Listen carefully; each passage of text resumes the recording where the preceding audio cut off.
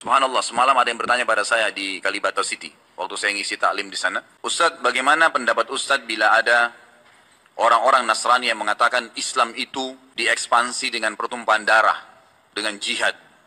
Dan bagaimana pendapat Ustadz juga dengan masalah poligami? Mereka menghardik masalah poligami. Itu subhanallah, saya bicara hampir 45 menit mungkin hanya menjawab pertanyaan ini.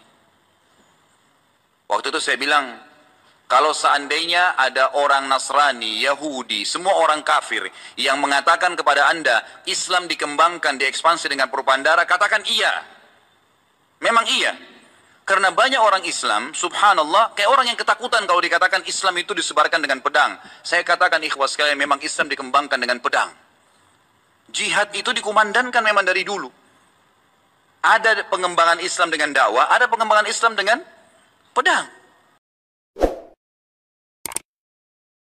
Ini sangat menggelitik bahwa pada akhirnya sekalipun nama Tuhan kita sama, penyebutannya sama, apakah Rabbun, apa Ilahun, apa Allahu, apakah Airan, apakah Gunung Serandil, apakah Kebuyut, ya, ketika namanya sama, substansinya tidak mesti sama. Persepsi yang terbangun dalam pikiran kita tidak sama. Berujung saling bunuh-membunuh. Korbannya 10.000 orang Mu'tazilah dibunuh oleh ahli sunnah wal jamaah karena mengatakan bahwa Allah tidak intervensi dalam menentukan nasib manusia. Manusia harus punya hak pilih secara merdeka dan bebas untuk menentukan nasibnya sendiri. Betul, 10.000 loh yang dibunuh-bunuh ini. Berarti Jabariyah mengatakan nasib baik, nasib buruk, kecelakaan, kematian, rezeki, semuanya Allah yang menentukan. Kata Mu'tazilah, Tuhan tidak ikut campur. Kata ahli sunnah, ada qada mubram, ada qada ghairu mubram. Berarti Tuhannya beda dong. Betul nggak? Kata Asy'ari, sifat Allah yang wajib 20. Kata Maturidi 13. Itu dalam satu agama.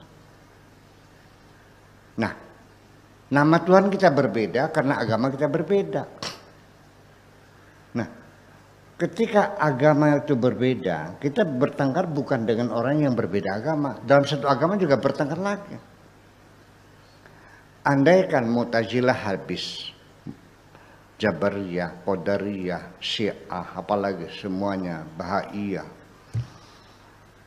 tinggal satu, ahli sunnah wal jamaah. Semua ahli sunnah wal jamaah semua. Jadi terpecah lagi enggak? Berbeda lagi enggak? Berbeda lagi. Akan terjadi sekte-sekte yang berbeda. Sekte A sampai sekte Z. Yang dimusnahkan semua, tinggal sekte F. Nanti ada kino-kino lagi enggak? Itu sama-sama itu. Jadi jangan menghayal harus sama, nggak bisa. Memang sengaja dibuat oleh Allah berbeda. Pluralitas itu adalah kebijakan Tuhan kok. Nggak paham-paham nih kamu nih. Memaksa orang harus jadi orang Islam semua. Kalau nggak dibunuh-bunuhin. Begitu, itu fasis namanya dong.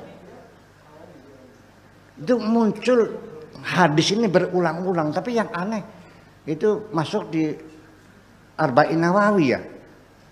Imam Nawawi kok mencantumkan hadis umirtu an uqatilan nas itu. Aneh juga satu, kok Imam Nawawi sampai segitu sih. Hadis keempat kalau nggak salah. Iya.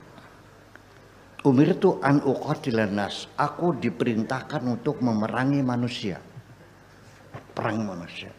Hatta yaqulu la ilaha sampai mereka mengatakan la ilaha illallah. Wa yuqimus shalat dan mendirikan salat. Wa yutu zakat dan bayar zakat. Wa in fa'alu dzalika, kalau mereka mau syahadat, salat, zakat, asamu minni dima'ahum wa amwalahum. harta mereka, nyawa mereka dijamin aman. Kalau tidak, perang, habis. Hadis semacam ini yang kau dengungkan setiap saat, ngajak perang. Mau nyerbu Australia, nyerbu Jepang, nyerbu Korea, suruh masuk Islam semuanya. Ayo syahadat, nggak mau, penggal pelan. Sholat, mau nggak, penggal. Itu akan kau Islamkan semuanya. Umat manusia harus masuk Islam semua. Yang enggak, dibunuh semuanya. Itukah yang kau inginkan? Untuk mengamalkan syariat Tuhan di dunia seperti itu. Saya nggak ngerti nih. Nggak ngerti saya. Andai kan cita-citamu terjadi. Negara khilafah. Negara khilafah Indonesia. Umpamanya ini andai kan. Madhabnya ahli sunnah wal jamaah. Nanti terjadi pertempuran nggak antara kamu? Saling bunuh-membunuh nggak? Umat Islam mati di dunia dibunuh oleh sesama umat Islam sendiri, bukan oleh orang lain. Ini kenyataannya. Sampai sekarang. Syria, siapa yang membunuh mereka? Ya, porak-poranda. Irak, ambles sudah. Siapa yang membunuh mereka? Libya sampai sekarang masih berdarah-darah. Mau seperti itu. Seperti itu. Nah ini perlu menjadi perenungan, bukan untuk menyalahkan, menjadi perenungan bagi kita. Kenapa umat Islam kok berpotensi untuk perang saudara? Karena satu, indoktrinasinya, inilah aku yang paling benar, yang lain adalah salah semua. Di dunia ini ada 73 golongan, 72 masuk neraka, yang benar hanya satu, itulah aku. Jadi hadis ini disalahpahami. Maksud Rasul mencari kebenaran itu sulit, sama dengan 72 banding 1 banding 72. Artinya banyak jalan salah, yang benar satu, itu susahnya. Bukan mengklaim aku yang paling benar. Gimana lagi? Ya kalau maksudnya begitu, betapa kejamnya Nabi Muhammad. Ya, merekomendasikan umat yang masuk surga dalam jumlah 1 banding 72. Sudah umat Islam di Indonesia minoritas. Islam di Indonesia mayoritas, tapi di dunia minoritas dong. 8 miliar manusia, umat Islamnya 1,5 miliar. 1 miliar dibagi 73. 72 golongan masuk neraka semua, yang masuk 1. Jadi berapa orang yang masuk nih? Ada 30. Masa Nabi menakut-nakuti umatnya, umatku kebanyakan masuk neraka semua? Ini juga logika kita bicara lagi. Ini bukan persoalan saya menyalahkan Nabi, bukan. Bukan menyalahkan Nabi, tapi mencurigai apakah ini betul Nabi mengatakan. Boleh nggak? Boleh. Ya nggak boleh. Kalau Imam Bukhari boleh nggak? Imam Muslim boleh nggak? At-Tirmidzi boleh nggak? An-Nasa'i boleh nggak? Para muhaditsin adalah mereka mencurigai hadis yang diseleksi, mana yang dhaif, mana yang sahih. Kenapa sekarang nggak boleh? Betul nggak? Nah itulah persoalannya. Mungkin nggak saya mengatakan, atau bagaimana seharusnya saya mengatakan? Saya kumpulkan pengurus pondok nih, Kang Witak, Dila, Pak Afkar, ya, Kang Abror, pengurus kepala madrasah, sanawiyah, aliyah, kepala pondok, semuanya kita kumpulin. Kamu pernah mikir nggak sih, kalau saya mati, bagaimana kelanjutannya? Yang mengatakan saya siapa? Terpikir belum? Belum kan? Nah, pasti saya akan mengatakan, ya anak saya sudah punya garapan sendiri, ya kan? Jain jadi dokter, mungkin dia ngurusi klinik, ya klinik kesehatan, mungkin klinik. Awal masih main-main gitu. Ya sementara ya kolektif kolegial sajalah. Tolong dengan modal berjiwa besar, saling memaafkan, jangan berebut ya. Ya, yuk kita kolektif kolegial saja.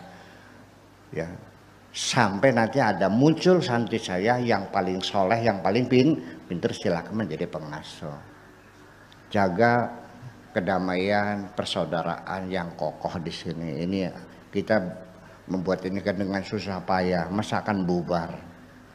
Saya ngomong itu bener nggak? Benar. Nah sekarang pantas nggak kalau saya ngomong kepada kamu semuanya, nanti kalau saya mati, ini santri saya akan berebut kapling di sini semuanya. Pak Afkar akan mengklaim sanawiyahnya, Abro akan mengklaim aliyahnya, Kang Nita akan mengklaim SMK-nya, ya kan begitu? Dan nanti Pak Ali mengklaim asramanya. Kamu akan saling bertengkar semuanya, berebut lahan di sini. Akan terpecah menjadi 73 kelompok kamu di golongan. Pantas nggak saya ngomong gitu? Pantas nggak? Dengan logika yang sehat. Masa Nabi mengancam umatnya masuk neraka semua? Betul nggak? Betul nggak? Lah ya iya dong.